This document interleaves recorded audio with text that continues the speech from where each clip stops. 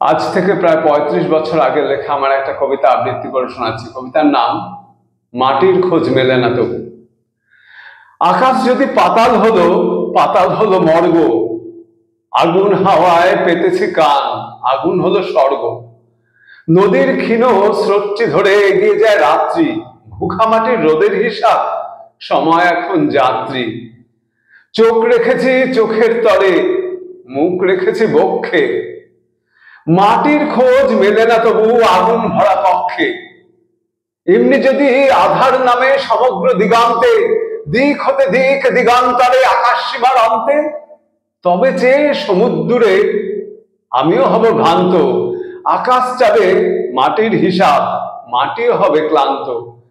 তাই চেয়েছি মাটির কাছে, মাটির স্বপ্ন স্বর্গে, চলেছি পথ পথের খোঁজে, মাটিতে নয় মর্গে।